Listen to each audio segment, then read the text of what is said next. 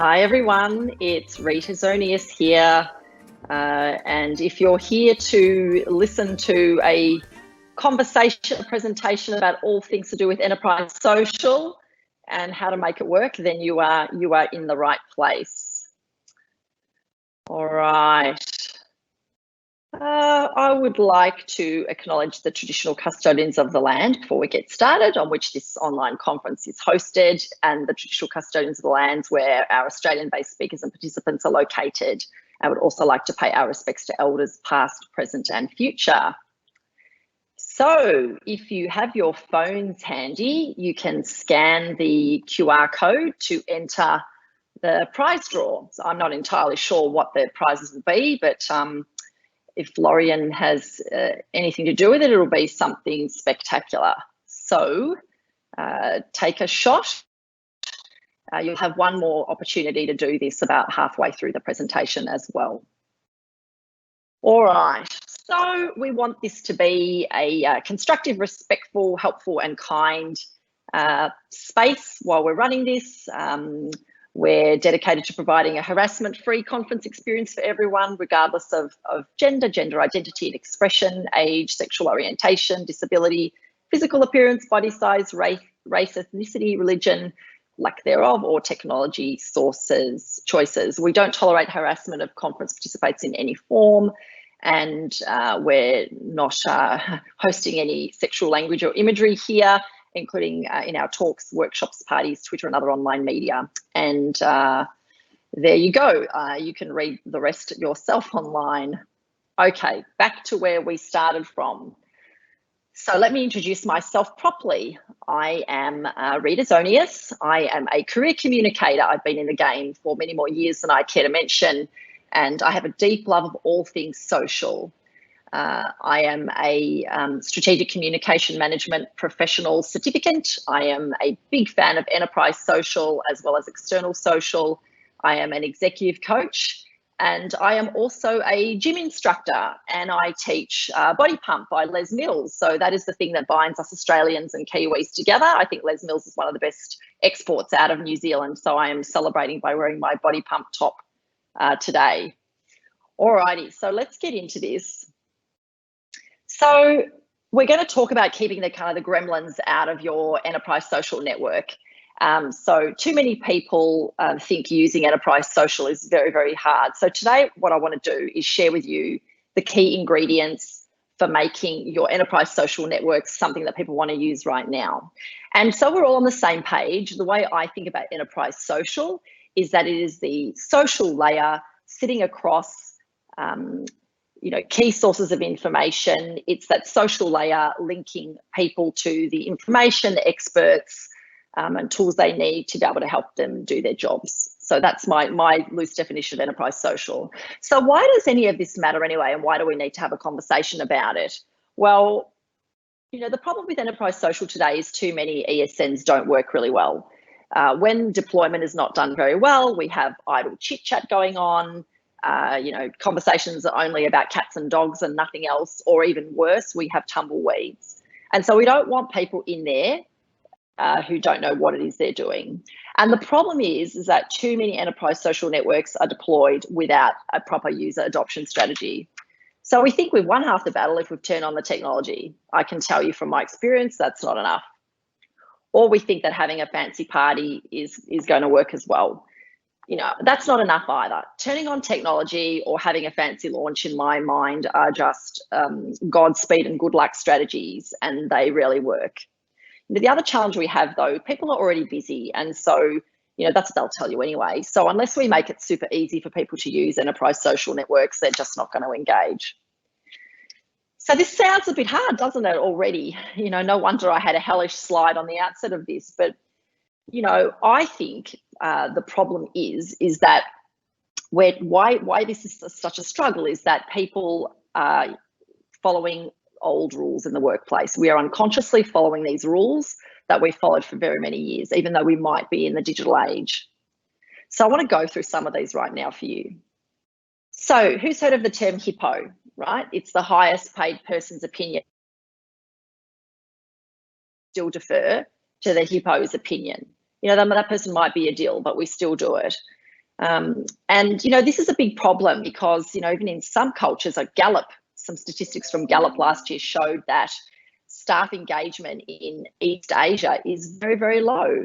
You know, only 6% of staff are engaged, and staff tend to game their staff surveys just to say, you know, my boss is okay, even though he might be a bit crazy, because they just don't want to deal with the repercussions. We want to fit in at work. We don't want to rock the boat. We don't want to be seen to be a troublemaker. We don't want to be putting our heads up. You know, and in some cultures, we know that, in fact, sort of sharing your opinion, you know, may not be acceptable or quite a good thing to do. Email is used as a weapon. We use it to attack. We use it to defend. And mainly, as I'm a communicator and I can speak for my cohort, is we use email to tick a box and say the communication has occurred. So, you know, that's another kind of rule, that we're a slave to our email, and we do follow this. Also, for some people, information is power. There are still people in the workplace who hoard information. They don't want to share it. And so this is a problem. Okay, so we have all of these rules, and all of these rules are about control. Now, in some ways, we kind of like it. It's a game we understand. We actually know the game and we enjoy playing it. But for many, many reasons, this just does not work anymore. You know, why doesn't it work anymore? Well, because we've got work is mainly where you want it to be, and that this is obviously slowly changing in this environment. There are over 5 billion unique mobile users in the world. There are 4.5 billion people who are on the internet, and 49% of the world is using social media now. So this has really changed the game inside of our organisations. The barriers between internal and external communication are down. What you say inside goes out, what you say outside comes in.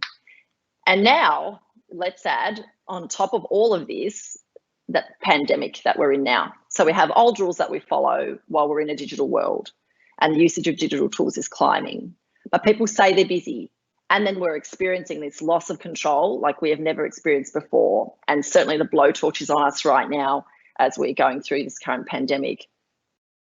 So in this environment, the good news is that employer communication is more important than ever before. It is still seen to be the most trusted source of information for people about what is going on in the world, and what is, it's a great source of information about the virus as well. And after employers, actually, if you're interested, we have the mainstream media, doctors and scientists. So the scientists and doctors have become very sexy right now.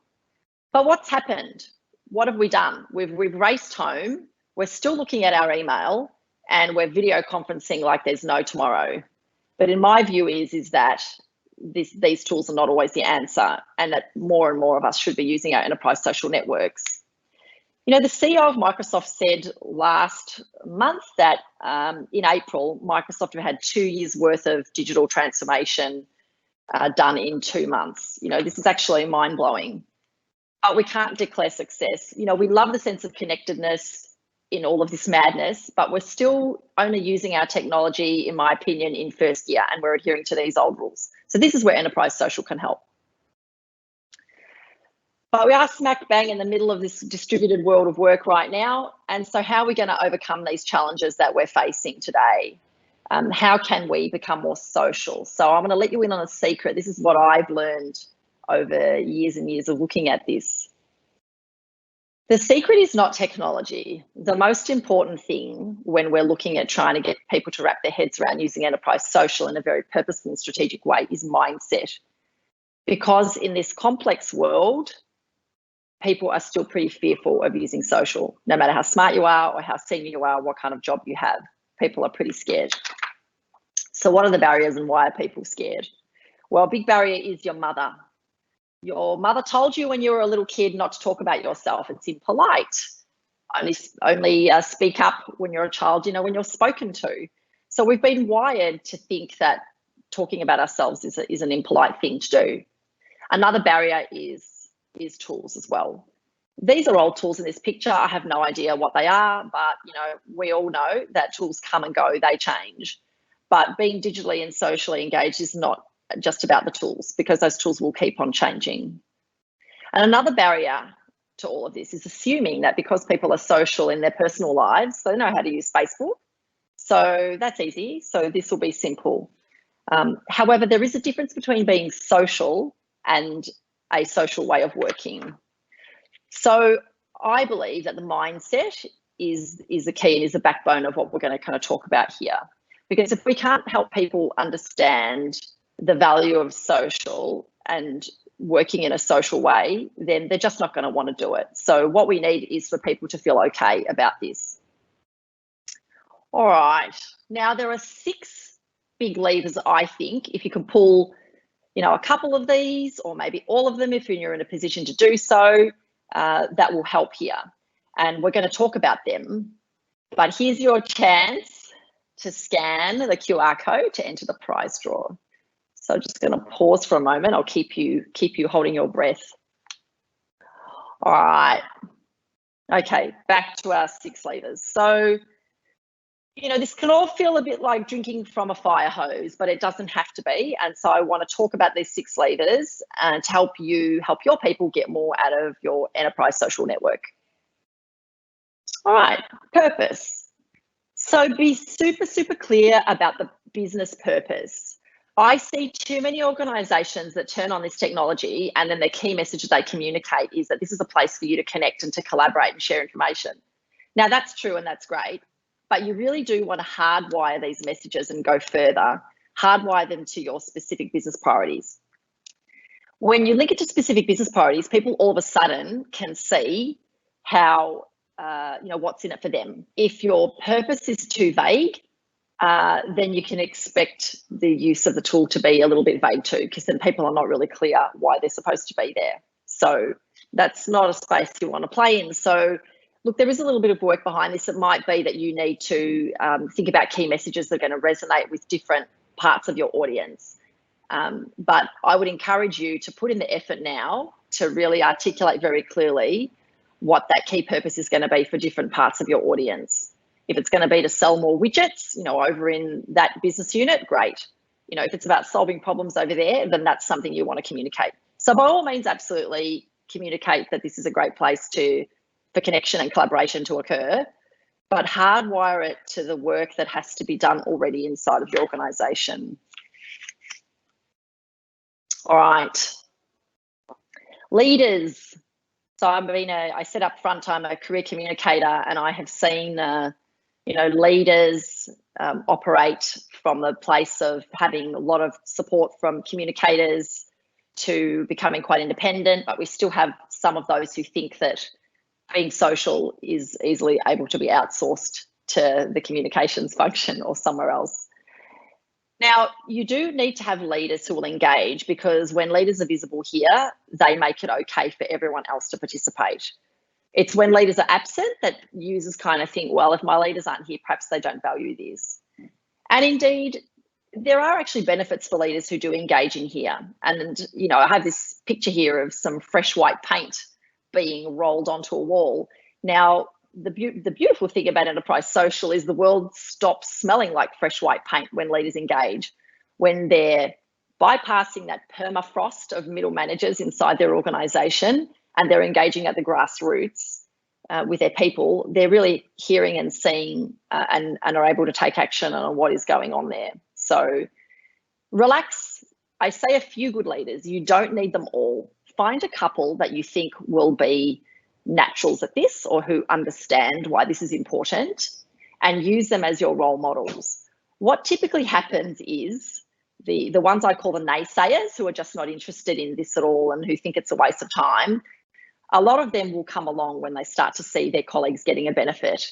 So don't expend too much energy, especially if you're in a team where you don't have a lot of resources to put to this. Don't fret too much about the naysayers. They will either convert and come along for the ride when they see their colleagues doing well here, or some of them might just continue to self-select and stay on the sidelines. And, as an aside, I actually think organisations have to take a really good hard look at those leaders who just want to be completely disengaged from this. I personally don't think that, in the future, that's going to be a sustainable way of operating for those people. So let the dinosaurs be dinosaurs and don't worry about them too much. All right, lever 3. to get real work done, let's now talk about communities of practice, or they might be called channels, whatever they're called inside of your tool, but we'll just call them communities of practice here. So my view is to get real work done, you need to identify areas of the business that would benefit from having a formal community that is mobilised around the real work that they need to do.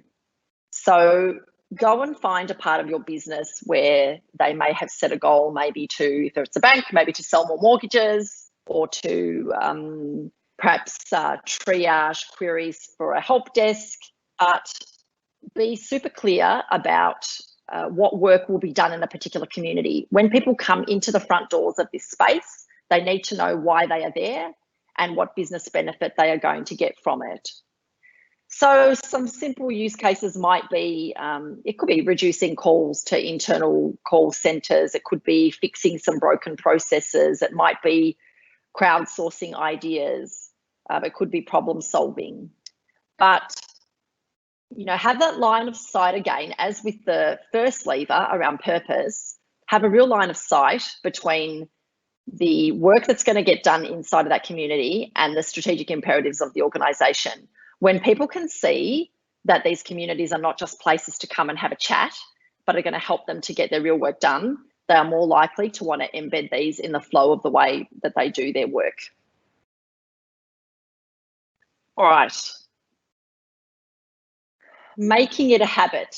So the way to get people here is not just to stop, to start turning off a whole bunch of things that you were already doing yesterday, but it is about being strategic and looking around to see if there are some processes that could be reimagined for more of a social way of working. So I'm a communicator. A dead obvious one to me is newsletters. So we still have many communicators that spend days and days, and weeks and weeks preparing newsletters that they send out that look perfect and they're lovely and they emailed out, on that first Friday of the month.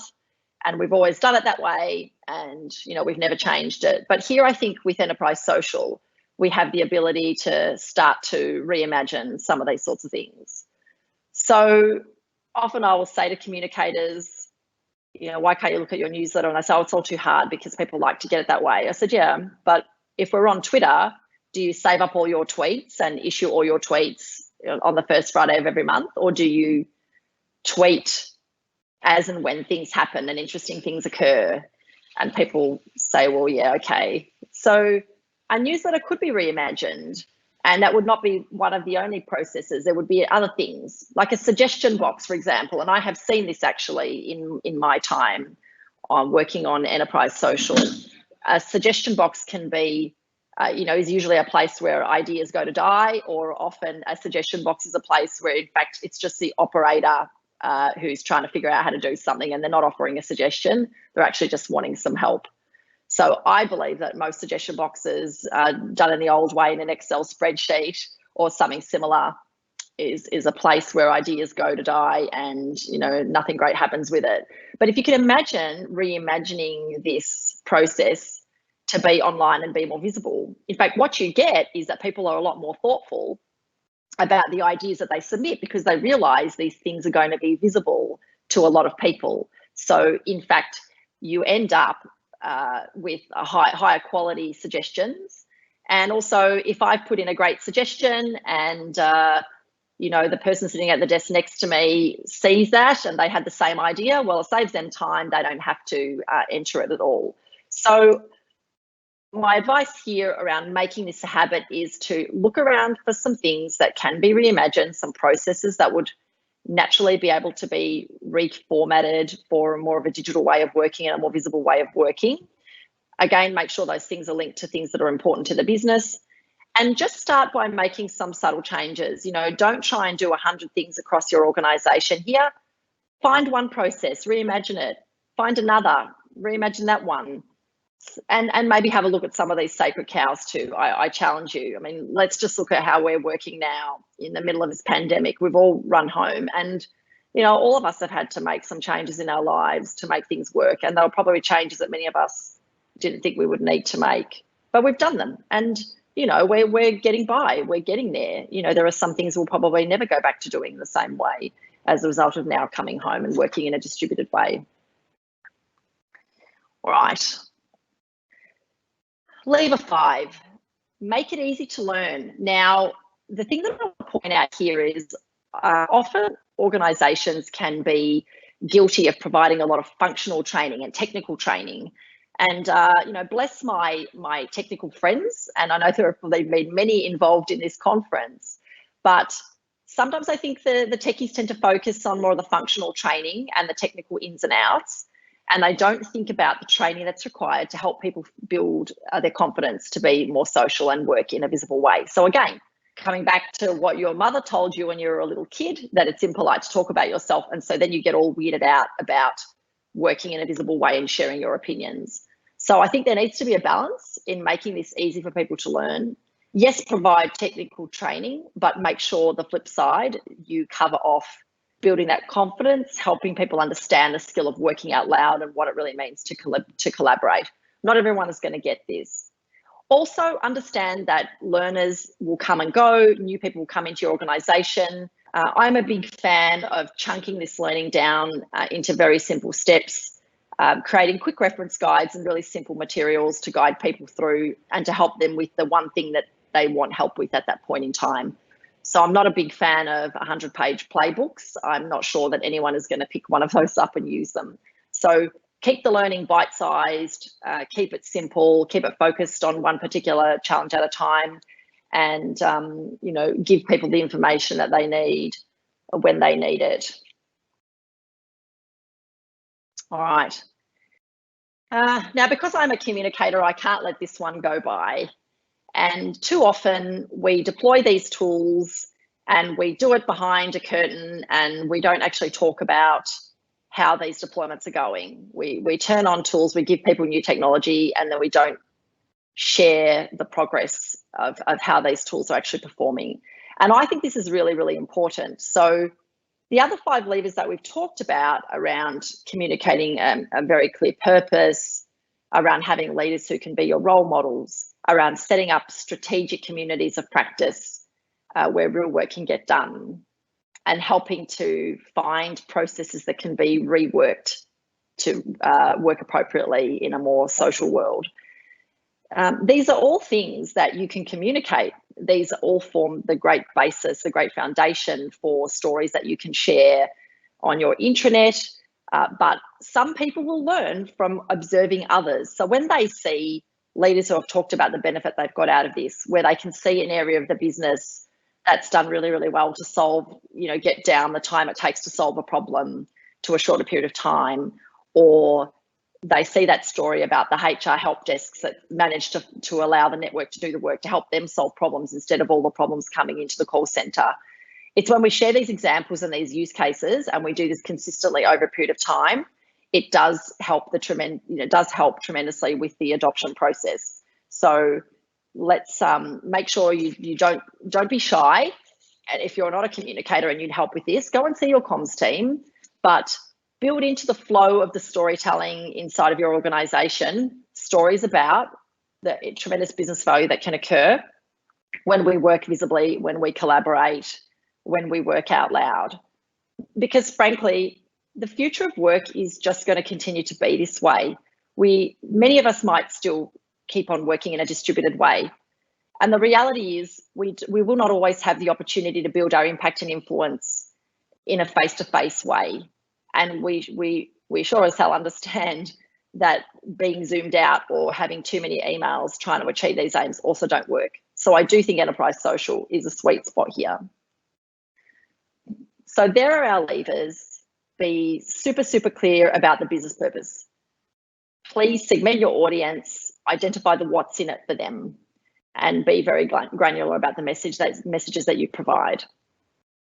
Find a few good leaders. Don't sweat the naysayers.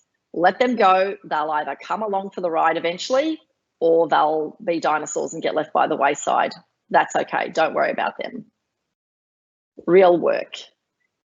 Magic will happen in your communities of practice if you make them strategic. I'm not saying that every single one has to be strategic, Let the people who like to run marathons or drink coffee or watch movies or collect stamps go nuts. Let them set up their own spaces. But for the communities of practice that are linked to the achievement of important business priorities inside your organisation, the things that your leaders are excited about or are losing sleep over, they're the ones that you want to have some control over. This also means resourcing them properly as well. So having community managers looking after those spaces. Community management is so important today, the further we go into the world of visible work. Remember to start to train people, build the habit. Don't just turn off the tap on the old way of doing things straight away. Transition people, find that process that can be reinvented to make it workable in the digital age. Do one, do the next one. Just take it easy, make it manageable. Learning, remember everyone learns at different speeds. Make it bite-sized, provide learning that works for people who are beginners or people who are sophisticated and want to do more. And my favourite lever of all, remember when you've done all of these things, tell stories about these. This is how other people are going to learn, and understand that in fact working in a more visible way and using enterprise social is just a natural part of the way we do things around here. It's not an extra task or an extra difficult thing that we need to do, in addition to everything. It is actually about reworking the way we get things done. And it's super helpful. And we know statistics have shown from stats from McKinsey, for example, show that organisations that really go into this, boots and all, will fare much better than organisations that don't. And you can get a productivity lift if you're strategic about the way you apply this tool. All right, so some of the things that people ask me about often, and I'll stop talking shortly and we'll be able to take some questions if you have any, is the game is not about 100% adoption. This is not about trying to convince every single person inside of your organisation that they need to be here. So no one's going to think you failed if you don't hit some, miracle target of 100%. I mean, I just don't think it's actually achievable anyway. Focus on the right people doing the right things. This is how we keep the gremlins out and the devils out of enterprise social, and we get into a space where this feels a whole lot more manageable. It might be 20% of your entire staff population, but if the right people are using these tools to get the right things done, the right things being things that are linked to the priorities of the organisation, then that is okay. And don't lose sight of the fact that when we do this well, the value of enterprise social is the networked value that can be gained, where me having a question and an answer being provided to me might benefit 20 other people or 30 other people. It's where one answer can provide goodness for many, many other people that we start to see the real magic happen. And you can quantify this too for the non-believers. If you understand how long work out the dollar value of how long it might take someone to find the answer to a question based on what they're paid for that particular job, you can actually sit down and do the maths and figure out the benefit of saving time and put a hard dollar value on it. This can be done. It's not super easy, but it can be done. So don't forget about network value. So, you get a choice here. You can either turn on this technology, and I've seen this done in many organisations where kind of on a wing and a prayer, and we come back to our strategy of Godspeed and good luck, we turn it on. So you could do that and just tick the box, or you can absolutely look at this and help people to build a habit of learning to be more socially engaged. This is a good thing to do. Being socially engaged now is the way of the future. We are in a place now where we are mobilising around priorities, coming together to do work together in a very visible way. And absolutely, the pandemic that we're living through right now has put a blowtorch on this, like never before. And so we now realise that to collaborate and do the things that are important inside of our organisation, we're just not going to continue to do this by chatting to each other one-on-one in email.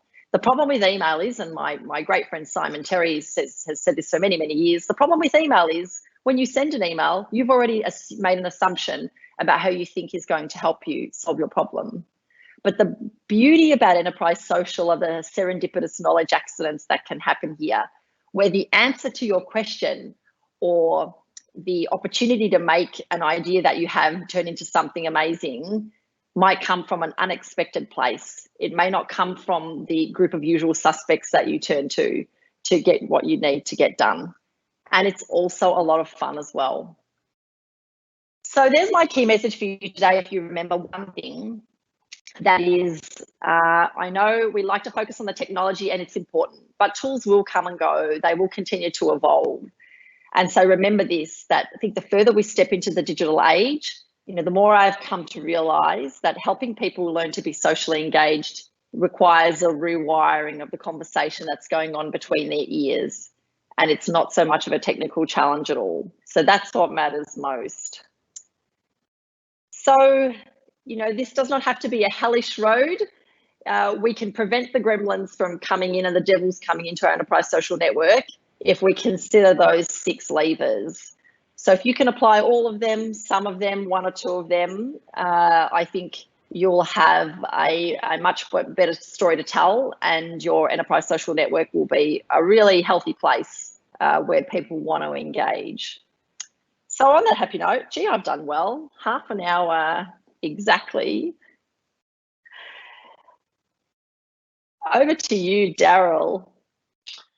Thank you, Rita. Hey, that was really good. I like all of those 6 levers, and there's one that I think we're seeing a growth in, that because we've all been in COVID confinement and lockdown, we're needing to engage across our organisations, and leadership is more open to using enterprise social platforms.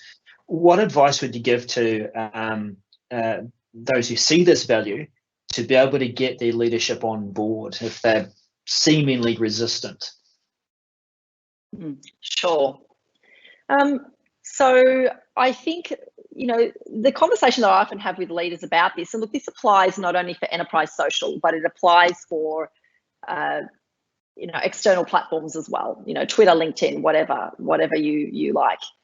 The reality is today, I believe everyone should have a considered digital footprint. Yours might be a small one inside of enterprise social, or it might be something larger that's in external social.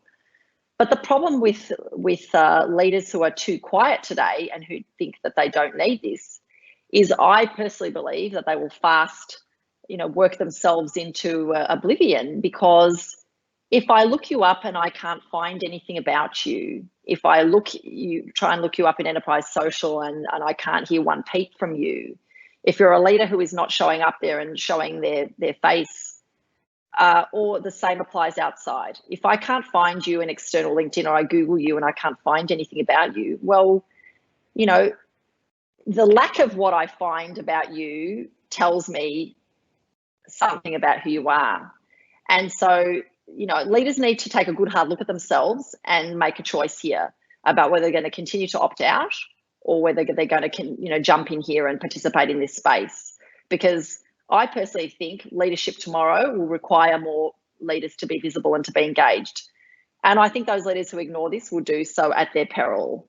And, they will learn the hard way. If they're too quiet and they don't participate here, this is going to be a difficult road for them. Also, too, some leaders then might say the extension of this question is, well, I'm going to outsource this to comms and they can do this all for me, or I'll get my EA to do it, or whatever. Again, I think this is a dangerous space. I'm not suggesting that people have to be glued to their enterprise social network, 24 hours a day. This is a case of, 5 minutes in the morning, 5 minutes at lunch, 5 minutes before you go home. Just to recognise someone for a job well done, or to share something interesting that the leader has read, or to ask a big, hairy question and seek input from people. These leaders that show a human side, that make themselves more vulnerable, that engage, and it might be only on simple things. Like, this is the leader of tomorrow. These are the leaders that we need right now. So if there are any leaders who are feeling fearful about this, I think this is where the world is going. I think the pandemic is only putting the blowtorch on this and making it harder. And so, I have a theory, actually. Through my communications career, I've seen good and bad and ugly leaders. I've seen everything in between. And, my personal view is, crazy, psychopathic, narcissistic leader in real life, crazy, psychopathic, narcissistic leader in the virtual world, and is just not sustainable. There is nowhere to run, nowhere to hide. Leaders who are not honest, who are not showing up, who are not transparent, who are pretending to have all of the answers, it's just not going to be a happy story for them in the end. Oh, great answer there, Rita. Hey, there's been a lot of congratulations too in the comments and Q&A, saying they really enjoyed the session. We don't have any further questions, but I'm sure there will be others. So feel free, everyone, to jump into the LinkedIn group that we have going for the event if you do have some other questions for Rita. And the recording of the session will be up on YouTube in a couple of days. So we're looking forward to getting that there. There might be a few comments there as well. But thanks again, Rita, for spending some time and telling us, that really where are the monsters? Are they under the bed? Are they in the cupboards? No, they're not. They're not in social either. It doesn't have to be a big scary thing. In fact, it can be a very valuable tool. Is there anywhere that people should be connecting with you afterwards as well? I think I saw some details up there. We'll just bring them up again. Yes, look, I have my Twitter handle and my LinkedIn on the bottom of all of my slides, and I also am a co-host of ESN Chat, which is every second Friday at 2 p.m. Eastern, which is at the horrific time of 4 a.m. On the eastern seaboard of Australia, but a little bit better for my Kiwi friends. So please come and engage there, connect with me. I'm always really happy to talk about this, and good luck. Go get those gremlins out of your enterprise social network. If they're there, it's not too late. And if you haven't started on this path, then please consider these levers that I've talked about with you today. So that's it. Well, there is one parting comment that someone got in there. I thought it's really quite appropriate for us in Australasia, not just Australia. Victoria says, "You're right, Australians are groomed to not brag. However, now we do need to brag on LinkedIn. Difficult to adjust and to put yourself out there, isn't it?" So thanks for that comment, Victoria. Yeah, and it can be done, this can be done in a respectful way, because in fact, something that I didn't really labour over is being social is a two-way street. This is a two-way conversation. It is not about us just pushing out things, out into the world, whether it be in enterprise social or outside in social.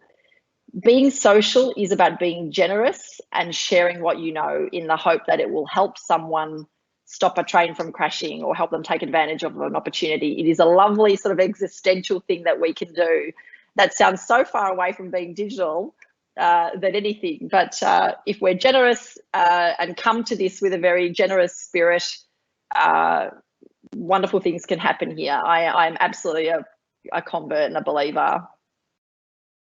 Man, the questions are starting to come in now. It's like it's really like it's a model of social network, isn't it? The more people talk, then the more the questions come. Have you ever been able to rescue a network which didn't have the right launch in the first place? Yes, you can. And I saw this in an educational institution last year. And again, it's about not trying to then change 100 things, but it's about looking at the organisation's priorities and then deciding which area of the business would benefit from a bit of a makeover, I guess, and starting there. And so I would encourage any failed experiments in this space. If you want to restart the engine and have another go here, I would encourage you to identify a strategic space inside of your organisation where an uptick in activity there and greater adoption would be seen to be a good thing by many people inside of the organisation. So start there, one thing at a time. Don't stress about doing 50 things. It may take a little while to get there, but you will absolutely start to see a benefit if you just pick off the low-hanging fruit and then go to some more difficult things a bit further down the track. It can come good.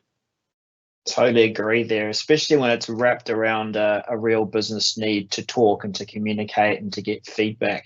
We're never going to run out of those opportunities. So good time to reboot. Well, that's the end of the questions, but I'm sure there'll be more. Thank you again, Rita, for joining and presenting such a great list of tips and things that we can use to try and get that enterprise network going in a healthy manner. Good as gold, Daryl. Hey, bro. Sorry, I couldn't help it. Bye for now. Bye, everyone.